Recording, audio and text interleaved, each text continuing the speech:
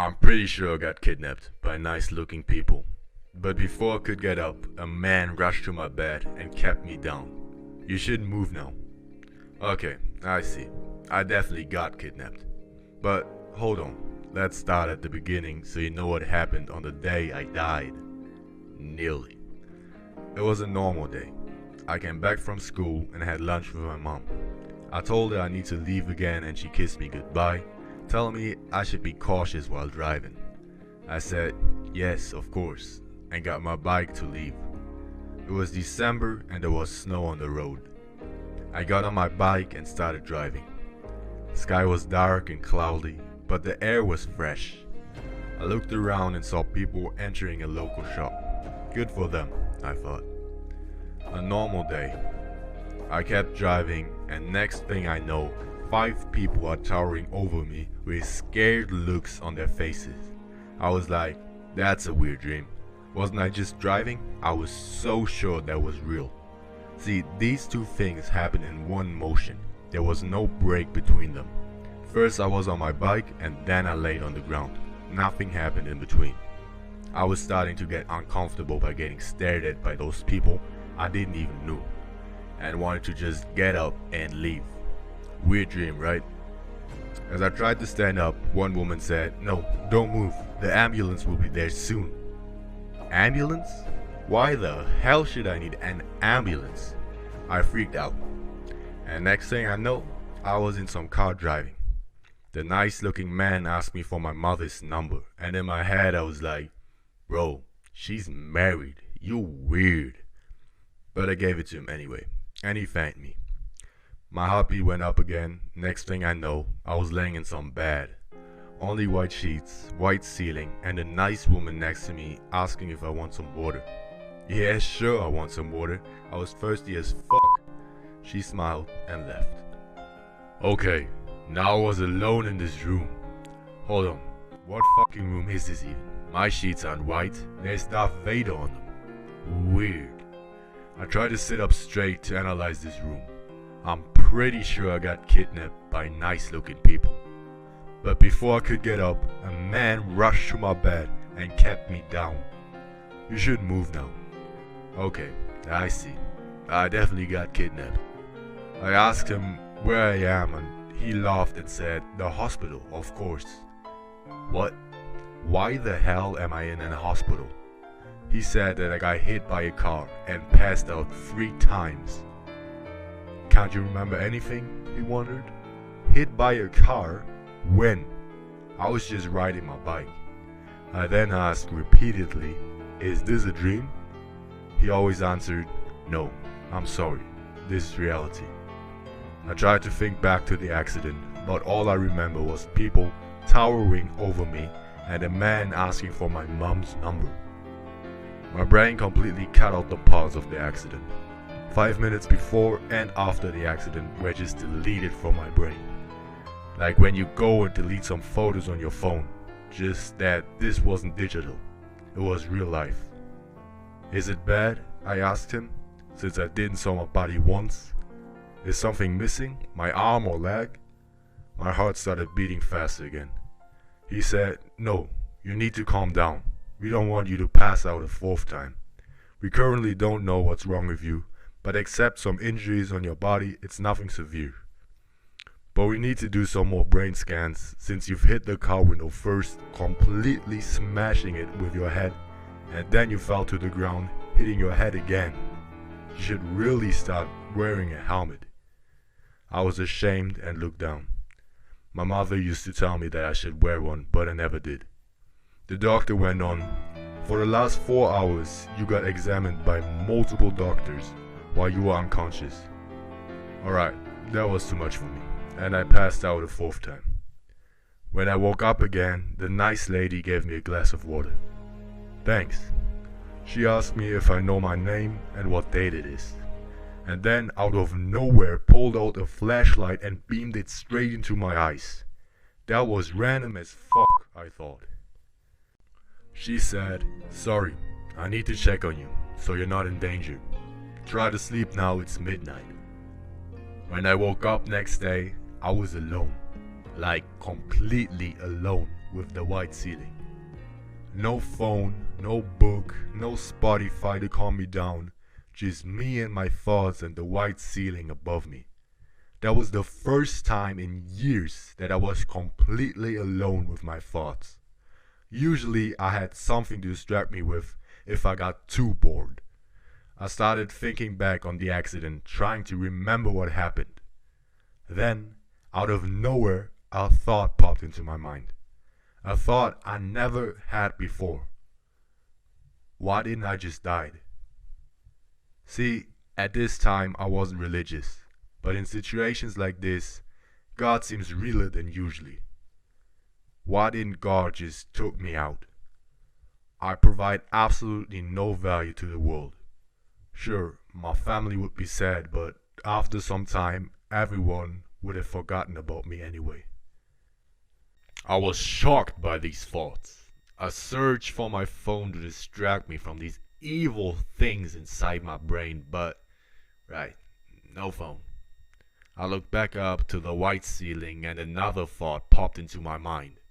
Would I have been fulfilled if I died that day? This thought stuck with me for a really long time. I thought, of course, it wouldn't be great if I died already, because I always thought I had more time in this world. But with the things I did now, I didn't really feel fulfilled at all.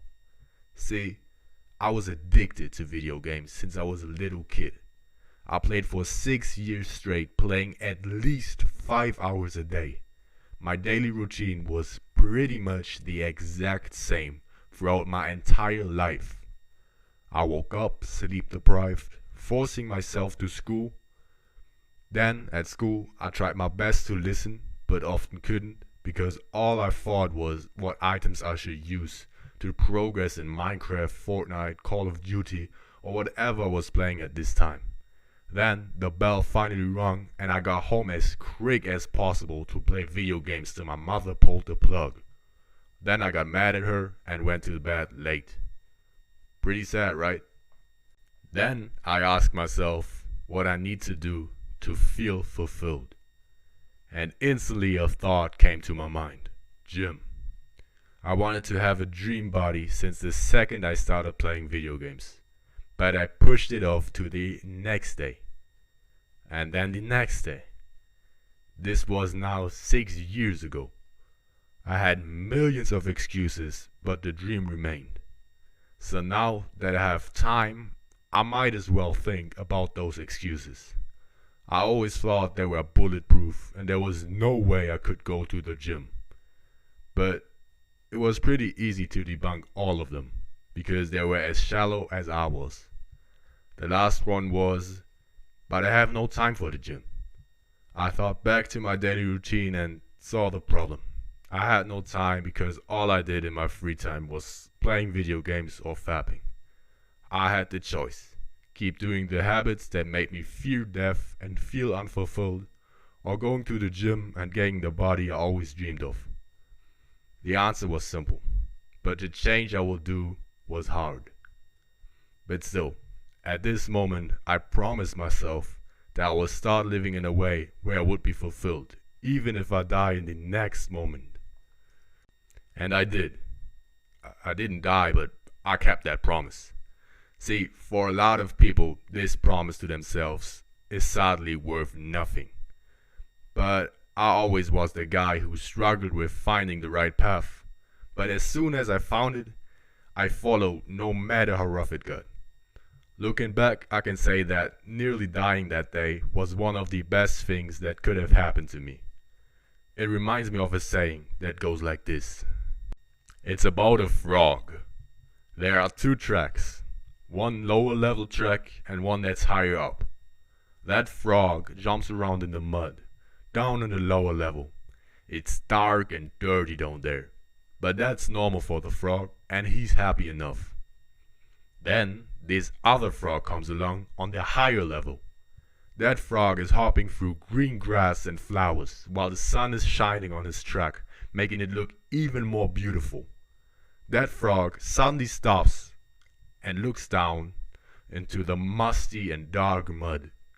He spots the other frog and asks him, "Hey buddy, what are you doing down there? Why don't you come up? The first frog answers, nah, it's okay. This is fine for me. I'm happy down here. The second frog is like, are you sure? Alright. Then he leaves, but comes around the next day saying the exact same thing. Hey man, up here it's really beautiful. You should join me. The first frog answers, nah bro, I'm alright. I'm good down here. The other frog leaves again, but tries it again the next weeks, every single day, until he gives up and stops trying to help the first frog. Then after months, the frog sees the other first frog hopping along beside him on the top level. He says, what happened? You listened to my advice. What changed your mind? The first frog answered, a truck was coming. And I think that was the same thing for me. Oftentimes it's hard to change your life because you get along hopping around in the mud, not realizing that there is a prettier place you can be. And just like that frog, I needed a truck to understand that I need to change something. Not saying that I'm on the top level yet, but I'm getting my way up there. So for me, it was a blessing in disguise. And I think things like this can be beneficial for you too. If life pushes you down, you shouldn't be sad, but instead be like, thanks, I will note down what I learned from it, so next time I will be better. There's this saying that a man is his habits, and I think it's true. After I got released from hospital, I pretty much quit my old life. I never used video games, porn, junk food, social media, in terms of using it, not uploading on it, again. And I left my old friends that weren't good for me. In exchange for that, I started going to the gym 6 times a week and didn't miss a day yet. I built up the physique I always dreamed of having, although it's not perfect yet. I started actually touching grass. Yes, I'm not kidding, real life grass exists. I started meditating daily, journaling, getting enough sleep, training my face and neck 4 times a week, and finally started treating my family as they should be treated, with love. So, that's cool. But what's in it for you? Well, this is the start of phase 2 of Big Man. Habits. I want to use this phase to show you habits that actually change your life and a full no bullshit guide on how to quit old ones and establish new ones. Because there's a lot of BS in the internet. I want to make videos that are 100% worth your time and that really help you. Thanks for joining the movement. Stay big, man.